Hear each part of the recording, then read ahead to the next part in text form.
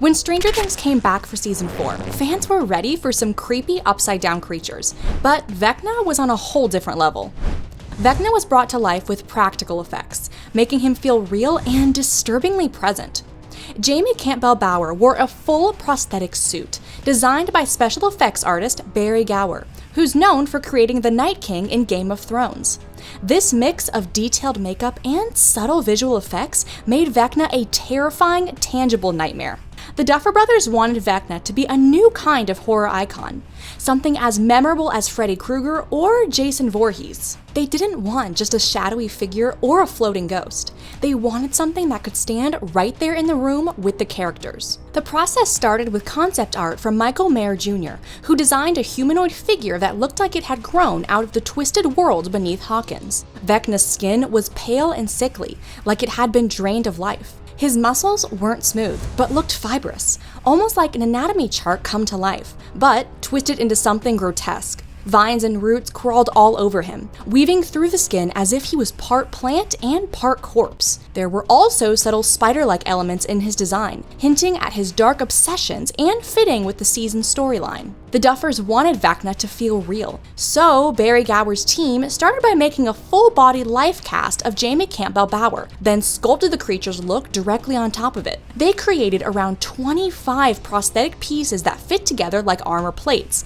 made from silicone and foam latex. These materials allowed the pieces to flex with Bower's movements, while keeping the detailed textures sharp and realistic. Vecna's left hand was specially designed to be oversized and claw-like, but the team had to make sure it was still light enough for Bower to wear for hours without getting too tired. Wearing the prosthetics, Bower's movements brought Vecna to life in a way that CGI never could. He moved with a presence that made the creature feel like it was really stalking around in the same room as the other characters. The practical effects were then enhanced with subtle digital touches, like shadows and glows, that polished the look without taking away from the raw, creepy vibe of the prosthetics. Vecna became one of the most memorable villains in Stranger Things because he wasn't just a digital monster. He was a living nightmare you could believe was really there. Becoming Vecna was an intense marathon process that took a lot of patience, skill, and stamina, especially for Jamie Campbell Bower. Every time Vecna showed up on set, Bower had to undergo a transformation that started with a grueling application of prosthetics. At first, the entire process could take up to 8.5 hours. That's basically a whole workday spent in a makeup chair before even filming began. But with practice, the team got faster, and eventually, they brought the application time down to around 6 or 7 hours. The fastest they ever managed was 6 hours and 21 minutes, which sounds like a record in itself. The way they applied the prosthetics was almost like a choreographed dance. There were 4 main prosthetic artists working together, moving around Bower in perfect sync, kind of like a pit crew at a race. Each artist had their own section to focus on. One worked on the head and face, another handled the torso, a third on the arms, and the last on the legs. They glued on each piece carefully, then blended the seams so the prosthetics looked like real skin. The pieces overlapped just enough to make sure that no matter how Bower twisted, turned, or reached, you wouldn't see any gaps or awkward edges. It had to look seamless and natural, which is pretty impressive considering how many parts there were.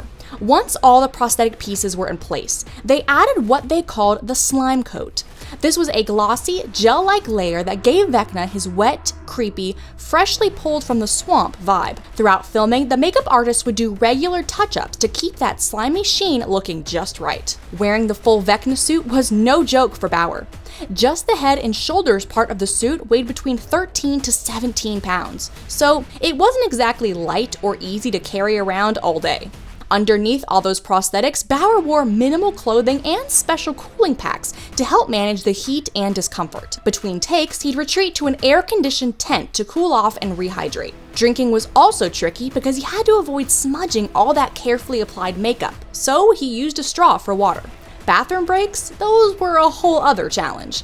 The suit had a hidden crotch flap and a drawstring system, but with Vecna's huge clawed hands, Bower couldn't manage that on his own. A crew member had to help him navigate those moments, which probably made for some funny behind-the-scenes stories. Taking off the prosthetics at the end of the day was a long, delicate process too.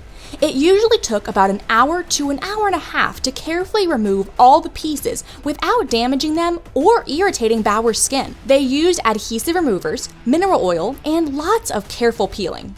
Vecna was mostly brought to life with practical prosthetics. About 90% of him was real, physical makeup and effects right there on the set. This was a conscious choice by the Duffer Brothers because they wanted the camera to capture Vecna as a real presence. That said, the remaining 10% of Vecna's look was enhanced with digital visual effects, and this tiny bit of magic was essential in making the character truly terrifying. For instance, they animated some of the vines creeping over Vecna's skin, making them twitch or writhe just enough to feel alive in an unnatural way. It wasn't obvious CGI, more like a tiny twitch or ripple that gave the vines a creepy, unsettling movement, like the Upside Down itself was breathing under his skin. They also added a faint pulse in certain shots, a subtle glow beneath the pale flesh that suggested something powerful and eerie was pulsing inside of him. The eyes got special treatment too. Sometimes they'd tweak the glow to make it more menacing or deepen the darkness inside his mouth for certain angles, giving him an extra layer of dread. And when the camera got really close, like in tight shots of his face or hands, the VFX team cleaned up seams where the prosthetics met Bower's skin. These little digital fixes helped erase any hints that Vecna was a person in makeup,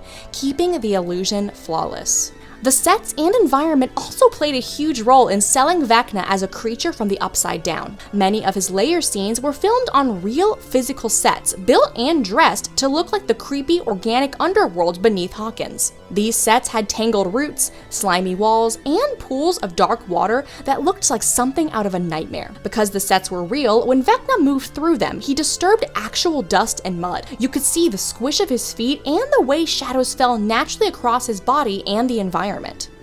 We can't talk about Vecna without giving huge credit to Jamie Campbell Bower's incredible commitment to the role. Bower's preparation went far beyond physical endurance. It was a mental and emotional transformation. To get into Vecna's mindset, he printed out photos of the character's victims and crossed out their eyes, mimicking Vecna's dark obsession with those he tormented. Before shooting, he would spend quiet moments listening to low-frequency sounds and ominous music to help channel that eerie, predatory presence. He practiced the slow, deliberate posture, hand movements, and pacing so that every moment he was on screen felt intentional and threatening. Bower also worked separately on Vecna's voice, honing that slow, resonant tone that could turn even ordinary lines into something chilling and menacing. Despite the marathon makeup sessions, the weight of the prosthetics, the heat, and the sticky slime coat, Bower didn't complain once. Crew members and makeup designer Barrie Gower repeatedly praised his professionalism and enthusiasm. That kind of attitude made all the difference.